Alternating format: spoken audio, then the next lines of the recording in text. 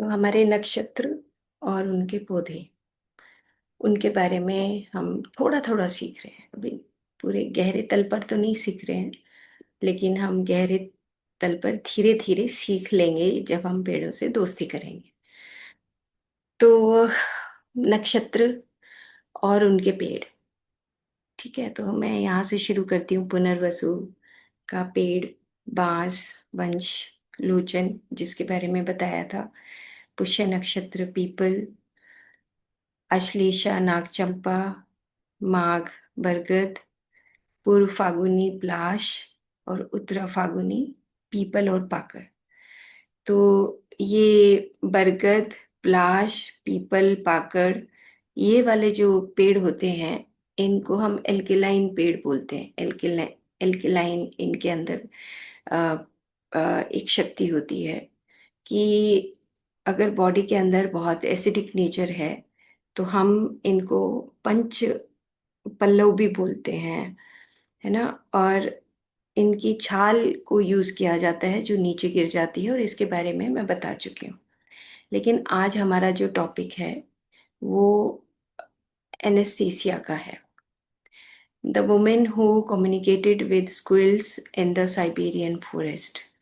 तो एनेस्थीसिया की कुछ बुक्स हैं जो अ, लिखी गई हैं वेल्डेमर मर्गे के द्वारा। तो वो आगे मैं बताऊंगी। इसने ये जो लेडी हैं ये शुरू से ही जंगलों में रही, और जंगलों में रहने के बाद इसने नेचर के साथ अ, किस प्रकार से पौधों से बात करना है और किस प्रकार से पौधों की शक्तियाँ हमारे लिए काम आती हैं, पौधे हमारे लिए क्या कर सकते हैं, और पौधों के साथ हमें किस प्रकार का व्यवहार करना चाहिए, और पौधों के साथ रहकर किस प्रकार से हम अपनी बीमारियों को दूर कर सकते हैं। और नेचर के ऊपर इन्होंने जो पुस्तकें लिखी हैं, इनक्रेडिबल पुस्तकें हैं। अगर आप पढ़ेंगे तो दीवाने हो जाएंगे। ऐसी पुस्तकें इसने लिखी हैं जिसका बाद में इंग्लिश रूपांतरण और उसके ऊपर कुछ वीडियो भी बनी हैं, मूवीज बनी हैं इनकी बुक्स के ऊपर।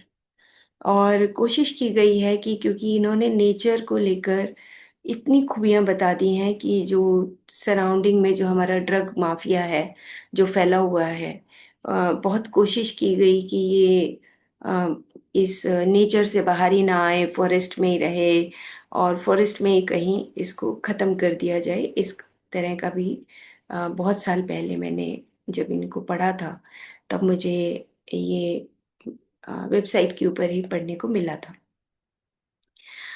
अब हम इससे आगे चलते हैं। तो एनेस्थीसिया क्या कहती है कि वो कहती है कि एक प्रोसेस है जिसको, जैसे उन्होंने ना सीड के ऊपर बताया है कि जो एक बीज होता है उसके अंदर सारी नेचर की इंफॉर्मेशन छुपी हुई होती है। बहुत ध्यान से सुनने वाली बात है, और इसको हम प्रैक्टिकली कर सकते हैं। ठीक है, और प्रैक्टिकली करने का मतलब ये है कि जो हमारी बीमारियां हैं वो एक सीड से दूर हो सकती हैं। उन्होंने इतने गहन तौर पे बताया। आप यूट्यूब पे देखेंगे, इसी इसी लाइन को अगर यूट्यूब पे डालेंगे तो बहुत सारी वीडियोस आ जाएंगे जो आज की डेट में एक रिसर्च वर्क बन चुकी हैं। तो वो ये कहती हैं कि आने वाला समय ऐसा है कि जिसमें हम ये जो फॉरेस्ट हैं इनको नष्ट कर रहे हैं, और जो आने वाला समय ऐसा है कि जिसमें हम 6 मास एक्सटिंक्शन में जा रहे हैं। और 6 मास एक्सटिंक्शन की बात मैं आप सबके सामने कर चुकी हूँ कि जहाँ पर हमारे पौधों की जातियाँ ख़त्म हो रही हैं। एनवायरनमेंट अगर अच्छा नहीं है, बहुत गर्म है, तो बहुत सारे पौधे अ, अपनी सोल को या अपनी सोल कॉन्शियसनेस को छोड़कर लुप्त हो रहे हैं। ऐसे ही बहुत सारे ऐसे पक्षी हैं, बहुत सारे ऐसे इंसेक्ट हैं जो अब अपनी सोल कॉन्शियसनेस को छोड़कर लुप्त हो रहे हैं और फिर से एस्ट्रल वर्ल्ड में जा रहे हैं। खैर, ये बहुत गहरी बात है कि हम एनवायरनमेंट को दिन प्रतिदिन खराब करते जा रहे हैं, और उसकी वजह से हमारी 6 मास एक्सटिंक्शन बढ़ती जा रही है।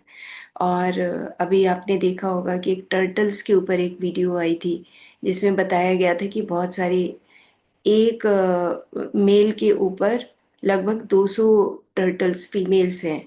तो ये ऐसा क्यों है? ये अभी एक वीडियो काफ़ी वायरल हो रही है, तो बताया गया है कि नेचर की जो नेचर कैलेमिटी है वो धीरे धीरे बढ़ रही है, जिसकी वजह से ब्रीडिंग सिस्टम में चेंज आ रहा है। और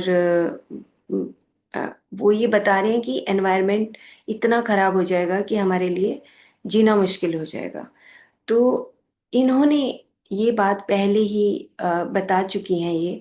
और ये फ्यूचरिस्ट हैं जो ये जब बता रही थी अपनी पुस्तक, कुछ साइंटिस्ट लिख रहे थे जब ट्रांसलेट कर रहे थे, तो बता रहे थे कि आने वाला समय कि तुम्हारे पास एक छोटा सा कमरा होगा और उसके पीछे एक गमला होगा, और उस गमले में तुम अ, अपने आप को हील करने के लिए अपनी बीमारियों को कैसे हील कर सकते हो, और इतना ही तुम्हारे पास सामान बचा होगा, तो उससे तुम कैसे जिंदा रह सकते हो। तो उसके ऊपर उन्होंने ये बातें लिखी हैं इस पुस्तक में। और साइंटिफिकली अभी इसके ऊपर बहुत रिसर्च हो चुकी है, और इस रिसर्च के माध्यम से बहुत सारे साइंटिस्ट इसके ऊपर अभी काम कर रहे हैं। तो वो क्या कहती हैं कि जो एक सीड है उसके अंदर सारी इंफॉर्मेशन छुपी हुई होती है। मैं एक बार इंग्लिश में पढ़ती हूँ, फिर इसको मैं समझाती हूँ। Anesthesia describes a process to imbue or load information into a seed and communicate more consciously with plants. Before planting, put into your mouth one or more little seeds. Hold them in your mouth under the tongue for at least 9 minutes. अब वो क्या कहती हैं कि जो कोई भी एक सीड यानी कि बीज, जैसे मान लो टमाटर का बीज, ना मान लो बैंगन का बीज, है ना, ऐसे ही जो अपने घर में जो सब्जियां उगती हैं उनमें से कोई भी आप सीड ले लो, जैसे धनिया का बीज हो गया या काली मिर्च का बीज हो गया। अब उसको, उसके पास क्योंकि सारी इंफॉर्मेशन है उस सीड के अंदर, और उसको आपने लगाने से पहले मिट्टी में लगाने से पहले उसको आपने मुंह में रखना है। और मुंह के अंदर जब आप रखेंगे तो उसको एटलीस्ट 9 मिनट तक उसके मुंह में, जैसे हम राल नहीं बनाते मुंह के अंदर जो सलाइवा होता है, तो हम कुछ चीजें जैसे चूसते हैं, जैसे मुनक्का है उसको हम जैसे चूसते हैं तो मुंह में राल सी बन जाती है, सलाइवा बन जाता है, इकट्ठा हो जाता है ना, और वो सलाइवा इकट्ठा होता रहता है, फिर उसके बाद हम उसको निगल लेते हैं। इसी तरीके से इन्होंने बताया है कि नेचर इतना पावरफुल है कि आपकी कोई भी बीमारी अगर ठीक नहीं हो रही है, तो ये एक टेक्निक है कि आप अपने मुंह के अंदर वो बीज रखो जो भी तुम्हें पसंद हो, और उसके बाद 9 मिनट तक जब रखेंगे तो अ, जो स्लाइवा है, उस स्लाइवा में क्या होता है कि जो हमारे डीएनए की इंफॉर्मेशन होती है, सलाइवा के अंदर जो हमारी इंफॉर्मेशन है, डीएनए की इंफॉर्मेशन वो होती है। वो इंफॉर्मेशन फिर उस सीड को मिलती है, और 9 मिनट तक वो जो सीड है उसकी जो बाहर की परत होती है वो सॉफ्ट हो जाती है। सॉफ्ट होने के बाद उसके साथ वो सलाइवा मिलने लगता है, और मिलने के बाद हम उसको मुंह में से उस लाइवा समेत उन 5-6 बीजों को निकालते हैं। और निकालने के बाद फिर उसको हाथ में रखते हैं। हाथ में रखने के बाद हम कुछ सेकंड के लिए प्रेयर करते हैं कि ये, मैं इसके अंदर अपनी इंफॉर्मेशन दे रहा हूँ और मैं अपनी ही बॉडी की हीलिंग के लिए अब मैं इसको गमले की मिट्टी में प्लांट कर रहा हूँ। तो इस प्रकार से इन्होंने एक बहुत अच्छा प्रोसेस बताया है। तो ये मैं जब आयुष यूनिवर्सिटी में काम करी थी तो कुछ स्टूडेंट के साथ हमने इसके ऊपर काम किया, लेकिन वो आगे बढ़ा नहीं। लेकिन हमने लगभग 1.5 महीने तक गमले हम अपने अपने सब स्टूडेंट्स लेकर आए, उसके अंदर हमने प्लांट को इस सीड को अंदर हमने डाला, उसके बाद हमने उसके पौधे लगाए, उनकी फोटोग्राफ खींची, मतलब बहुत सारा काम किया, लेकिन उसके बाद वो आगे बढ़ नहीं सका। तो अब हम थोड़ा और आगे चलते हैं, तो वो क्या कहती हैं कि every seed you plant contains with in it self N enormous amount of information about the universe. मतलब ब्रह्मांड की सारी इंफॉर्मेशन उस सीड के अंदर होती है। ठीक है, तो इसको हम शायद बाद में आए, पहले हम उस प्रोसेस को, इस पिक्चर को आप देखें। ठीक है, तो इसको बोलते हैं डीएनए सीडिंग, और ये आप सब कर सकते हैं। ठीक है, और कभी हम जब इकट्ठे होंगे तभी भी हम कर सकते हैं। अपना छोटा सा गमला वहीं से ले लेंगे और हम सीड को, जितने भी लोग होंगे सब वो अपना अपना सीड पसंद का लेकर आएंगे। उसके बाद हम मुंह में रखेंगे, मुंह में रखने के बाद उसको हम गमले में लगा देंगे। तो वो कहते हैं real benefits of mouth seeding known as the seed imbibition conditioning. मतलब कि आपके पास जो ये बीज, आप जो भी बीज लेना चाहें, उन्होंने ये कह दिया कि चाहे तुम्हें टमाटर पसंद हो, धनिया पसंद हो, काली मिर्च पसंद हो, तुम्हें कोई भी बीज पसंद हो, और उसको जो गमले में लगने वाली चीज़ें हैं, जो थोड़ा बड़ा गमला होता है उसमें लगने वाली चीज़ें हैं, और जो जल्दी फल दे देती हैं, वो आपको आगे फ्यूचर के लिए ध्यान रखना है कि आप इस तरह के बीजों को मुंह में रख के, और स्लाइवा के को अंदर से जो वो स्लाइवा बनता रहेगा, उसके बाद उसको आप प्लांट कर सकते हो। तो इसको बोला गया डीएनए सीडिंग ना। और your saliva wakes the seed up. Saliva contains enzymes that soften the seed coat, trigger germination signals, improve water absorption. अब इन्होंने इतने गहरे तल पर ये बता दिया कि तुम्हारा जो स्लाइवा है उससे आपका जो सीड कोट है वो सॉफ्ट हो जाएगा, जर्मिनेशन के लिए तैयार हो जाएगा, और वाटर एब्जॉर्प्शन जल्दी हो जाएगा, और जो आपकी डीएनए की सारी इंफॉर्मेशन है वो धीरे धीरे स्लाइवा के थ्रू उस सीड में जाने लगेगी। And this can make the seed sprout faster and stronger, and it introduces natural beneficial microbes. Your mouth has billions of microbes, many are helpful. अब जो छोटे छोटे हमारे मुंह के अंदर जो माइक्रोब्स होते हैं, जो इंफॉर्मेशन होती है हमारी सारी, कि हम कैसा बोलते हैं, कैसा हमारा व्यवहार है, और हमारे मुंह के अंदर जो सलाइवा होता है उसको वैसे भी टेस्ट किया जाता है अगर देखा जाए तो। जो मॉडर्न साइंस है उसमें भी बहुत बड़ा रोल है सलाइवा का, कि किस तरह के माइक्रोब्स, जैसा हम बोलेंगे, जैसा हमारा व्यवहार है, मुंह के अंदर कुछ ना कुछ बुनते रहते हैं, कैसा हम खाते हैं, कैसे हम रहते हैं। ये सारी इंफॉर्मेशन हमारे मुंह के अंदर जो स्लाइवा होता है उसके अंदर भी रहती है। जैसे हमारी जीभ के ऊपर सारी इंफॉर्मेशन रहती है, आंखों के अंदर सारी इंफॉर्मेशन रहती है, नाखून के अंदर ये जो डेड पार्ट है ना, हम बोलते हैं कि अस्थि का मल है, नेल्स, तो इसके अंदर भी हमारी सारी इंफॉर्मेशन रहती है। अगर हम नाखून भी देखें तो नाखून से भी हम बता सकते हैं कि हमारी बॉडी के अंदर वायु कहाँ बढ़ा हुआ है, ना पित्त कहाँ बढ़ा हुआ है, डेफिशिएंसीज कौन कौन सी हैं। तो आयुर्वेद में भी अष्टविध परीक्षा करके ये बताया गया है कि आपकी नाड़ी से परीक्षा कर सकते हैं, आँखों से परीक्षा कर सकते हैं, जिह्वा से परीक्षा कर सकते हैं, नक से परीक्षा कर सकते हैं। इवन कि अगर हम अपने मूत्र को इकट्ठा करके भी रखते हैं एक छोटे से ट्यूब में, तो उससे भी हम अ, बहुत सारी अ, बीमारियों को देख सकते हैं, सिर्फ देखने से, देखने मात्र से। टेस्ट बताए गए हैं आयुर्वेद में कि अगर आप ऊपर से एक जो सरसों के तेल का एक बूंद डालते हैं अगर उस मूत्र में, तो अगर वो किस प्रकार से फैलता है, तो उसके ऊपर भी हमारी पुस्तकों में लिखा हुआ है। लेकिन आज की डेट में तो मॉडर्न साइंस में सब मॉडर्न इन्वेस्टिगेशंस करते हैं। लेकिन ये जो हमारी ट्रेडिशनल जो विद्याएं थी, ये धीरे धीरे फिर से रिजुविनेट हो रही हैं। तो उसी में से ये एक स्लाइवा का भी हम कर सकते हैं कि जो स्लाइवा में भी हमारी इंफॉर्मेशन रहती है। और देखा होगा कि किसी किसी के मुंह में छाले हो जाते हैं स्लाइवा, वो कहते हैं जी मैं तो, हम पूछते हैं कई बार पेशेंट से, वो कहते हैं जी मैं तो सिगरेट भी नहीं पीता, मैं तो शराब भी नहीं पीता, लेकिन फिर भी मेरे मुंह में जख्म है, छाले हैं।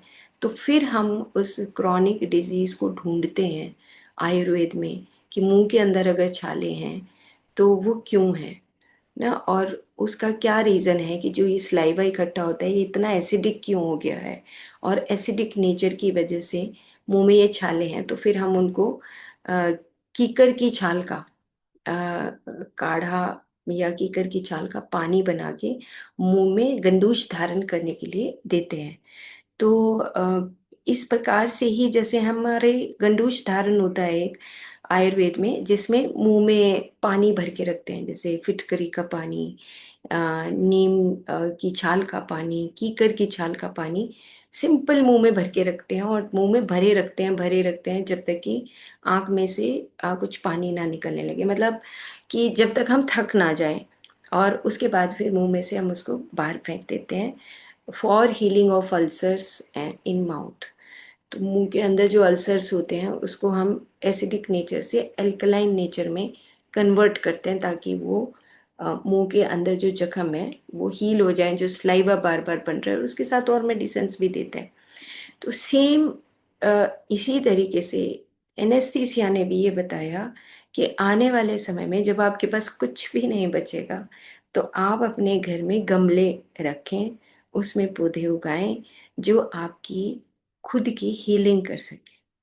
तो उन्होंने फिर ये जो प्रोसेस है, इसकी एक वीडियो है, मैं उसका लिंक मैंने रख दिया है, आप सबको वो वीडियो देखनी है कि किस प्रकार से हम इसको सीडिंग कर सकते हैं, डीएनए सीडिंग कर सकते हैं या माउथ सीडिंग कर सकते हैं, और उससे हम अपने घर में ही अपनी ही बीमारी को दूर करने के लिए वो पौधे उगा सकते हैं। तो वो क्या कह रहे हैं कि it introduces natural beneficial microbes. Your mouth has billions of microbes, many are helpful. When they touch the seed, they may protect the seed from soil pathogens. अब देखो, सलाइवा क्या क्या करता है कि जब हमारे मुंह में सलाइवा होता है तो जो हमारे सॉइल पैथोजेंस होते हैं उनसे भी बचाव होता है।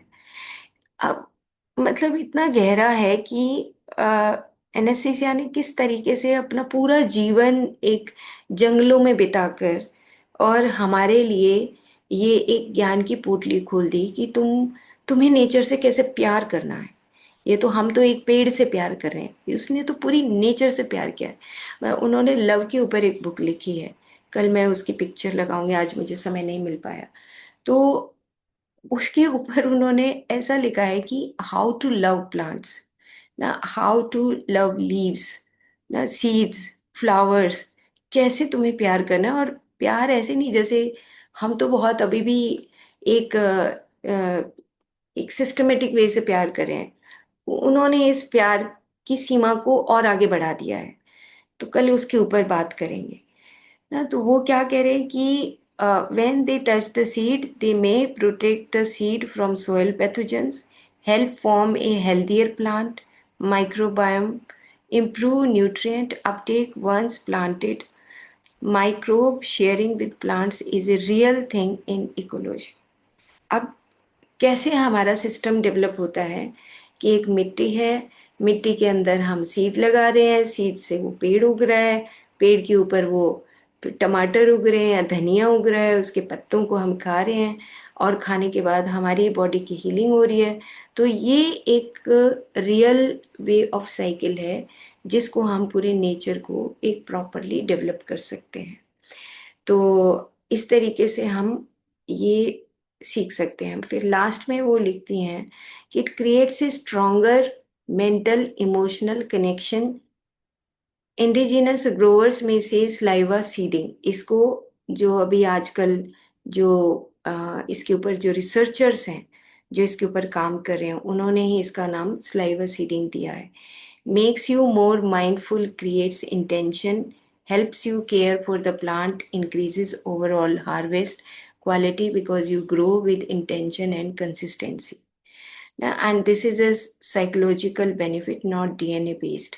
तो मतलब आपका मन भी इसमें शामिल हो जाता है, क्योंकि जब आप मुंह में सलाइवा रखेंगे, सलाइवा रखने के बाद फिर एक एक प्यार ऑटोमेटिकली हम कनेक्ट होते हैं उस सीड के साथ, फिर आप उसको सीड को गमले में लगाते हैं, और उसके बाद आपकी एक कनेक्टिविटी, एक आपका इमोशनल कनेक्शन बन जाता है। जैसे कि हम किसी का जन्म होता है तो हम कहते हैं कि उसका पेड़ लगाना चाहिए। तो उस पेड़ के साथ भी हमारा जैसे कनेक्शन बनता है, इसी तरीके से जो हम पेड़ लगाएंगे या सीड को मुंह में रखेंगे और उसके बाद हम लगाते हैं तो उससे भी कनेक्शन बनता है। और इस प्रकार से हमारी पेड़ के साथ, पौधे के साथ दोस्ती हो जाती है, और दोस्ती होने के बाद फिर हम एक हमारा को रिलेशनशिप डेवलप होता है पेड़ के पौधे के साथ, कि हमारे ही उस लाइवा से वो पेड़ बड़ा हुआ, और उसके बाद फिर हमने उसके कुछ फल हमने खाए, जिससे हमारी ही बीमारी दूर हुई। तो इस प्रकार से जैसे हमने प्लांट स्पिरिट मेडिसिन में पढ़ा ना, प्लांट स्पिरिट मेडिसिन में भी जो एक मैंने बुक दिखाई थी उसके अंदर भी वो बोलते कि सिर्फ पेड़ के पास बैठ जाओ, कुछ नहीं करना। पेड़ तुम्हें बताएगा कि आ, मेरा पत्ता लेना है तुम्हें, या मेरा फूल लेना है, या तुमने मेरी छाल जो साइड में गिरी हुई है उसको लेना है, क्या चीज़ लेनी है जिससे तुम ठीक हो सकते हो। प्लांट स्पिरिट मेडिसिन भी यही बात रखता है जो एनेस्थीसिया ने हमें बताया है। तो इस प्रकार से हम यहाँ तक पहुँच सकते हैं। तो ये उन्होंने एक और उनका रिसर्च पेपर है, उसका मैंने कुछ पोर्शन इस पे लगाया है कि these fruits are design to sustain men's life. तो ये जो फ्रूट्स हैं या सीड्स हैं, जो सीड के जरिए जो फ्रूट्स उगते हैं, है ना, जैसे टमाटर, हमने टमाटर लगाए थे स्टूडेंट्स के साथ, कि टमाटर के बीज लाए हमने हमने और भी चीज़ें लगाई थी, जैसे तोरी है, इस तरह की कुछ चीज़ें ऐसी लगाई थी। और बाद में हमने वो जब छोटे छोटे बन गए तो उसकी पिक्चर ली थी, अब तो नहीं है। लेकिन बहुत अच्छा प्रोसेस था, हम सारे स्टूडेंट्स ने मिलके इकट्ठे खड़े होकर 9 मिनट तक हमने मुंह के अंदर रखा और प्रे किया हमने। प्रे करने के बाद हमने अपने अपने गमलों में उसको लगाया, और रोज उनकी केयर की। रोज हम हर्बल गार्डन में जाते, फिर चेक करते कि भाई कब इसके छोटे छोटे सैपलिंग आएंगे। तो कुछ दिन तक तो नहीं आए, तो ऐसे लगा कि पता नहीं उगेंगे नहीं, लेकिन हमारे आपस में भी एक कंपटीशन था कि किसका पौधा सबसे पहले निकलेगा, किसके किसके मुंह के अंदर किसने किस भाव से रखा। तो एक दो जो स्टूडेंट थे उनके कई दिन के बाद निकले। तो ये हो गया कि अच्छा, तेरे स्लाइवा में इतनी ताकत नहीं है जो हमारे स्लाइवा में है। ऐसे मतलब एक एक कन्वर्सेशन हुआ आपस में बैठ के। तो ये जो फ्रूट्स हैं इनके पास सारा कुछ होता है। तो वो क्या बोल रही हैं एनेस्थीसिया की, more powerfully and effectively than any manufactured drugs of the present और फ्यूचर। दोनों चीज़ें बता दी हैं कि ऐसी कुछ भी कोई भी दवाई तुम्हारी बनी है उससे भी कहीं कहीं कहीं कहीं ज़्यादा पावरफुल और इफेक्टिव है आपकी। कोई भी आप मैन्युफैक्चर कर लो ड्रग्स, लेकिन जो ये पावर है वो आपकी किसी भी बनावटी ड्रग में नहीं हो सकती। These fruits are capable of counteracting and withstanding any disease of the human body. उन्होंने नेचर के साथ इतनी गहराई से काम किया है। तो जैसे मैं कल परसों जब बता रही थी कि अगर कोई भंवरा भी आके बैठता है, कोई इंसेक्ट भी आके बैठता है और वो काट भी लेता है, तो एक कम्युनिकेशन डेवलपमेंट बताया है उन्होंने।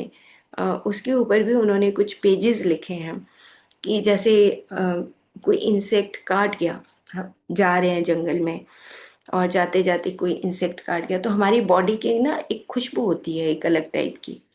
जैसे क्वेश्चन भी पूछा था, तो बॉडी की जो खुशबू है वो किसी किसी अलग अलग तरह के इंसेक्ट को अट्रैक्ट करती है।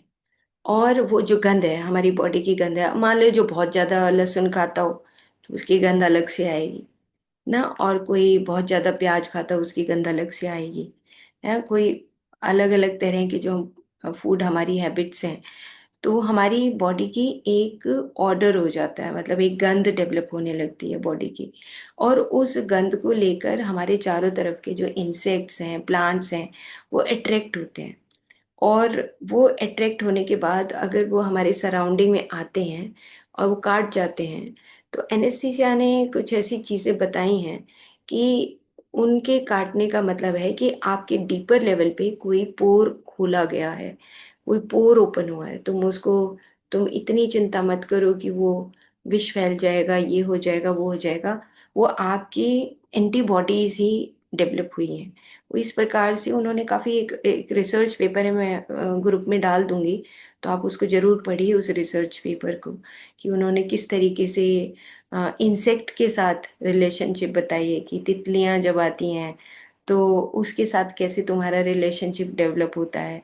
तो इस टाइप से उन्होंने बहुत ही गहरे, मतलब बिल्कुल एक कहते हैं ना क्षण क्षण की बात उन्होंने रिकॉर्ड की है, कि किस तरीके से हम नेचर में बैठ के अपनी हीलिंग कर सकते हैं, है ना। जैसे जो mind to matter, Dawson Church ने भी यही बोला है, डॉसन चर्च भी यही बोलते हैं कि जो एक एक पल हमारा जाता है, उन पलों में बहुत सारी इंफॉर्मेशन हमारे चारों तरफ छुपी हुई होती है, जिसके माध्यम से हम अपनी बॉडी को हील कर सकते हैं। हमारा, वो हम बोलते हैं कि we create our own reality. तो हम अपनी रियलिटी को खुद में ही क्रिएट करते हैं, हमारे सराउंडिंग में रहते हुए हमारे एनवायरनमेंट को हम समझ नहीं पाते उस एनवायरनमेंट को। तो वो कहती हैं कि but to this end the seed must know about the human condition so that during the maturation process it can satiate its fruit with the right correlation of substances to heal a specific individual of his disease, if indeed he has it or is prone to it। तो इस प्रकार से हम अपनी बीमारियों को उस बीज के जरिए ठीक कर सकते हैं।